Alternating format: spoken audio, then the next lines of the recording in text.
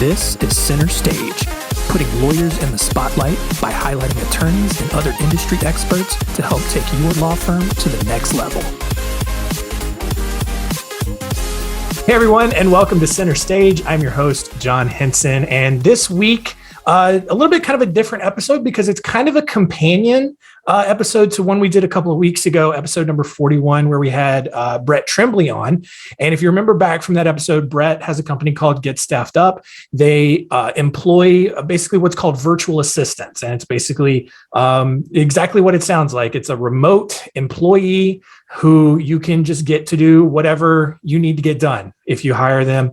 And my guest this week, attorney Scott Weavile, he has some experience in working with some of these virtual assistants. And I thought it would be great to have him on to just kind of talk about his experience in working with some virtual assistants and just how he has utilized them in his practice. So Scott, thank you for taking some time to be with us this week.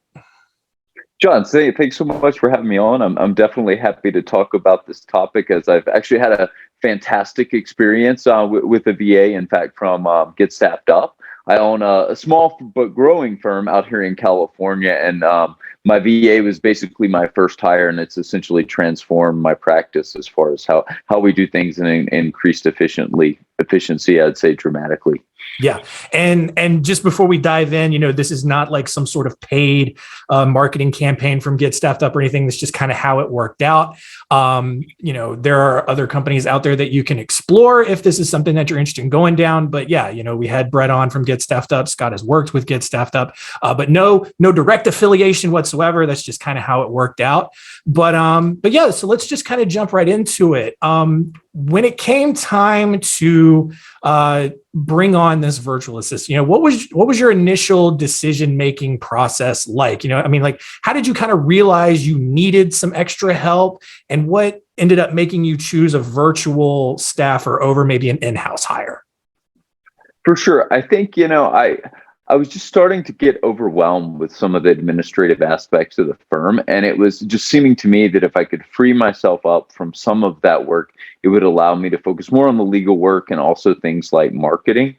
And I was at a point where I was using sort of an answering service for my phone calls.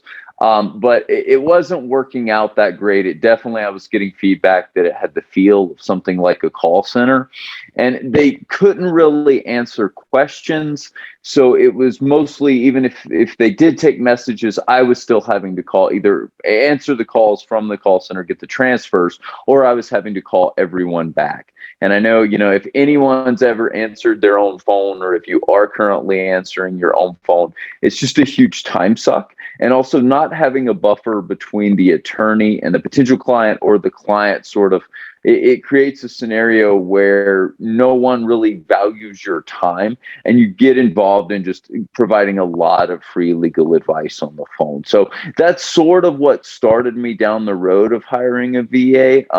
My first step actually in this process was hiring the reception service, but it just didn't work out. In fact, I have a friend in sales who called my office, and he tried to get me. And then after he tried to get me, the answering service wouldn't let him through, essentially. He texted me and was like, this is just not working out. I would hate to know what your clients think about this. I think you actually need a real person who's designated for you answering your phones. And I think that truly ended up being the case, especially as we were moving with more higher value and clients that contacted us pretty regularly. I think it made sense to have one person answering the phone. They definitely weren't fooled that I had, 20 different receptionists with different names answering every time. And, none of them had any history as far as past conversations or anything like that. So I would say initially for me, it was some other administrative tasks like help with engagement letters and things like that. But reception was definitely the number one task. And I'll say that we're not a firm that gets a ton of calls, but I was just still finding that incredibly burdensome. And I think as far as hiring someone virtually, we were in the midst of COVID. I was mainly working virtually. So for me, it wasn't a real factor as far as going virtual. And I had heard, talked to other attorneys, heard positive things that basically they didn't see too many adverse effects for going with someone virtual, and that's certainly been my experience. So that really was a natural choice for me. Yeah. And you talked about, how you were kind of answering your own phones, and it just made me think, just like, I mean, how distracting is it? You're trying to concentrate, you're working on a case, but then you've got to go away from that, answer the phone every time it rings. And like I say, it could be distracting. It could all of a sudden now you got to take extra time to get back into that headspace, and you're rather than being pulled away. So, just a great need for a great job for a virtual staffer to do, and it helps because you can, even though they're not in the office with you, you have the opportunity to train them, right? And you can, get them familiar with the lingo that you're using in your firm, the terminology, versus kind of that disadvantage over maybe a larger or not a staffing company, but a reception service where, you can give them, some notes, but you don't really get that one-on-one training with them to really make it seem like they're actually part of your firm. I think that's a big part of it. Is I essentially described to friends and colleagues who had asked about the reception service that it's almost like a computer program. They will do exactly what you tell them to do, but basically utilize no discretion. So I'm sure if you were much better and much more considered about the directions that you gave them and constantly updated those directions based on new scenarios, it may work out better than it worked out for me.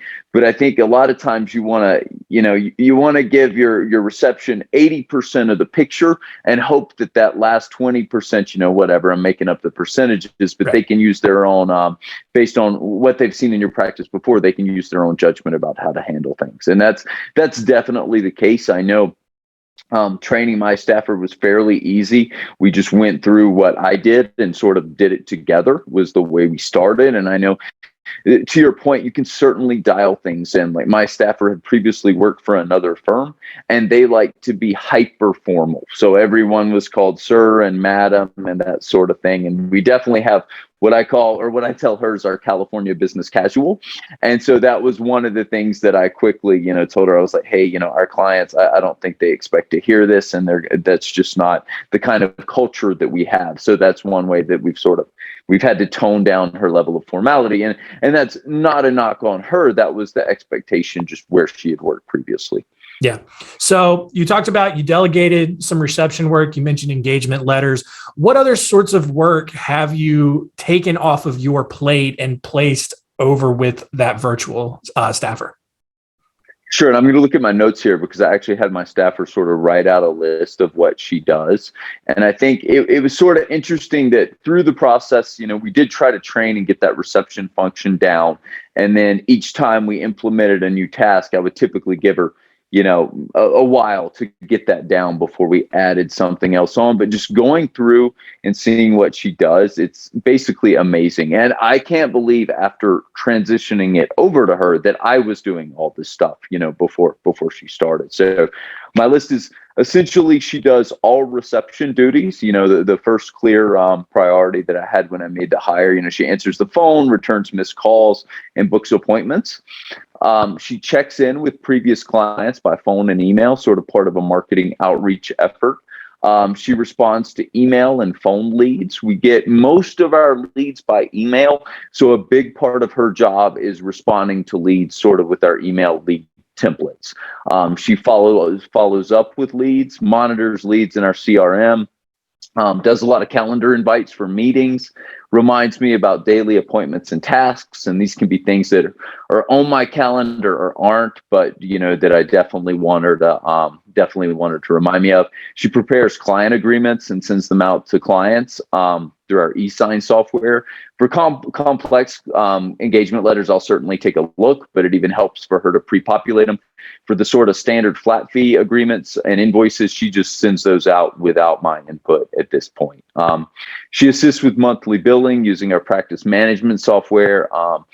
She refreshes retainers. She does some time entry for our contract attorneys and also enters in client expenses.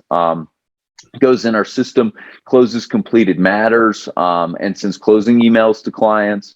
She saves engagement letters, closing letters, and invoices to our system. She has access to my email inbox. So like if clients send me documents, I'll typically she'll monitor it and save those documents on our system on her own. So when I go to review something, it's there, or I'll give her a heads up about that.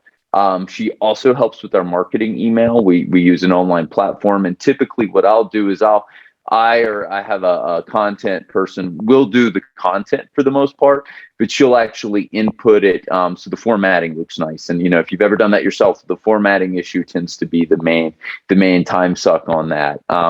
Similarly, she does some graphic design. I think we use Canva. I think a lot of folks do, just a relatively rudimentary program, but she does that. She monitors my LinkedIn account. So if I'm getting messages or people message me, things like that. She also does postings to LinkedIn. And like I said, she works in my inbox some. She definitely attends vendor trainings and things like that. So if we're, getting a new product, like I had Clio Manage was my practice management software when we started. We recently added Clio Grow. Basically, I told her, hey, this is going to be yours to run with. Like I knew how Manage worked because I was using it. But when we started with Clio Grow, I was like, hey, you're going to have to teach me how this works. I mean, certainly I like to drop in on the trainings because some of the features I am interested in, as far as our lead pipeline and things like that, maybe aren't quite as important to her. But she sort of leads with that. Trying to think other things. I have had her research potential referral sources for us. So I'll give her, a task and I'll say, hey, go out and find these folks in Sacramento and potentially set up appointments for me to meet with them, things like that. She tracks our referral relationships sort of through Grow as far as who's referring as clients. Are we saying thank you? Things like that. And she handles, like, when we do need to meet someone in a virtual office space somewhere, something like that, she handles those bookings. So she does a lot. I'm sure she does even more than that, but that shows you just how far she's gone beyond, I think, the initial reception function. Yeah, no, that's incredible. I mean, I wouldn't have thought of, that many things, especially, because that's a pretty wide skill set, for one person. And so that's just really incredible. I don't know how much experience you have in managing, employees, but what has your experience been like in managing, a virtual staffer versus having someone in-house? For sure. I have, when I worked for firms in the past, we for sure had, in-person secretaries, legal assistants, depending on where you worked, what they were called. But obviously you don't have that moment to moment in-person interaction. So I think it's definitely important to over communicate with your assistant and consider using forms of communication that most similarly mimic that in person. So, for example, we try to have a meeting every morning at 8:15 via Zoom, just so we can see each other. And we both typically start around 8. So that sort of gives us 15 minutes to see what came in overnight or what's undone from the day before, and then discuss it at 8:15. And then generally throughout the day, we'll either have Zooms. We certainly do tons of screen sharing. And in fact, that was our main form of training, was just doing screen shares. But during the day now, we communicate a lot through a chat app, and then also phone if it's something more in detail. I think, all of that makes things pretty seamless. In all honesty, the only downsides I see are just, things you basically can't eliminate virtually. Like if I need to send something at the post office, unfortunately, that's just not going to be up her alley. Same thing if the printer's acting up and I need to figure out what's going on with the printer. She's not here, so that's on me. But honestly, that stuff in my practice doesn't come up that much. So really haven't had any issues with the virtual aspect. And I should add that most of my clients are also virtual, just by the way it's worked out. They're busy. They don't have time to meet me in person, and I'm okay with that. So I don't really need someone sitting at a desk to greet them as they come in the door. Yeah. So, kind of the last thing that I want to know then is, what benefits have you seen? You've kind of touched on a couple of things so far, but I mean, what are some of the big benefits that you've seen since you've hired on the virtual staffer? For sure. I think coming from being a true solo with an answering service, it's just been amazing. I mean, we went through that laundry list of the things that she does, and that's all great. But honestly, the reception service alone, that makes it worth it. It's just very, very tough to set boundaries when you're the one that answers every single phone call. Or calls every person back. As far as booking appointments and things like that, that becomes a struggle because you're already on the phone. Why not talk to them now? Sort of all that kind of stuff. So that's been tremendous. But beyond that, it's just taken a bunch of things off my plate.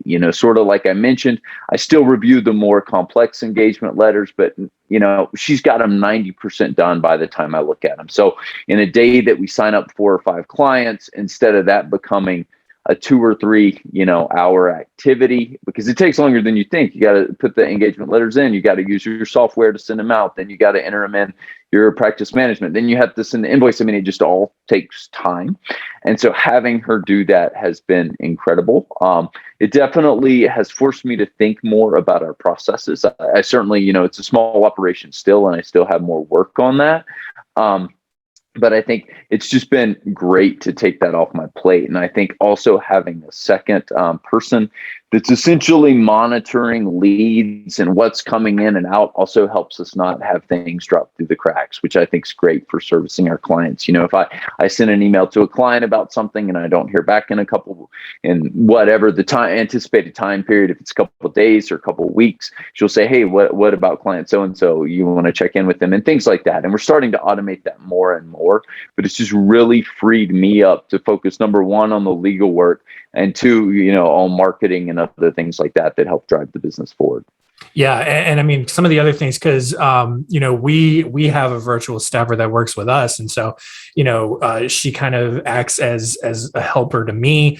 She does a lot of the video editing. Well, she does all of the video editing and a lot of the cool stuff that we've done on Center Stage and some other stuff that we've done on social media. And I'm thinking about just some of the benefits that we've had, just in terms of the time that it creates. And I know, especially for true solos like you and small firm owners, a lot of times you guys end up using up a lot of billable hours doing things that aren't legal work. And now that you've got that off your plate, you have more opportunity, you have more billable hours available to keep working on legal stuff. And on the sort of the administrative side of things, it's a lot more cost effective for a business owner because, I mean, all of the tasks that you describe, I mean, trying to bring someone in, especially in California, I've never been to California. I'm over on the East Coast, so I have this East Coast bias, but everything I've heard about California is that it's just so expensive out there. So you're probably looking maybe at a $50,000, $60,000 position for an in-house person with trying to manage all those tasks. And so you have all of those extra benefits as well. Absolutely. And I think for sure, at the price point that a lot of services, including Get Staffed Up, offer, again, not an advertisement for them, but you get someone also for that level of compensation that's extremely motivated. It's not someone, I mean, they are literally phoning it in, but not in the way that phrase is commonly used. I think my staffer is just super motivated. She's a great help, and it does free up time. And like I said, in addition to the legal work, one of my considerations was that it also frees up time for that marketing, getting on LinkedIn, working on, whoever does your blogging, if it's you or if you have a contractor, getting some of that stuff done. So that was one of the things that someone opened my eyes about early on in considering this, was that it's not just a one-to-one legal work thing. It can also free you up for other activities as a business owner. Yeah, absolutely. Well, this has been really insightful, a lot of good information, a lot of good stuff to think about. If you're out there listening, hopefully you got a little better picture, especially from what Mark and Brett talked about on their episode. You got some firsthand experience here. So Scott, before we wrap up here, I have one final question for you. And that is, if you could give one piece of advice to our lawyers out there, what would it be? Sure. I mean, I'm certainly small and relatively newish in running my own firm, so I don't want to presume to give some of your super successful listeners advice out there. But I'll say, for anybody in my shoes, is sort of falling on to what we've discussed today, this is a really, like, if you're thinking about making that first hire, this is a really low commitment way to do it. And I think, I'm now hiring for an associate position. And I think it's due to this experience that I've realized it's not something you need to be, in fear of, and just what a great benefit it can be to help you. And I think, once you need to hire, you're actually probably way past that point. So if you're on the fence about a VA, I think it's time to pull the trigger. Yeah, I agree. I mean, I think one of the things that I've seen a lot lately is that biggest hesitation is still that fear of the unknown. And so just doing what you can to, get some insight, to do some educating, and just learn about what your options are, and just how many more opportunities it can open up for you if you just make the move and get started. So really good stuff there. Really appreciate you taking some time to talk with us this week. That is going to do it for us here on Center Stage. Thank you for all of the feedback that we continue to rate, review us on Apple Podcasts, on YouTube, Spotify, Pandora, wherever you're consuming the show. We really do appreciate it. Scott, thank you for joining us this week. Thanks so much for having me. All right, we'll see you next time. Thanks for listening. To learn more, go to spotlightbranding.com/centerstage.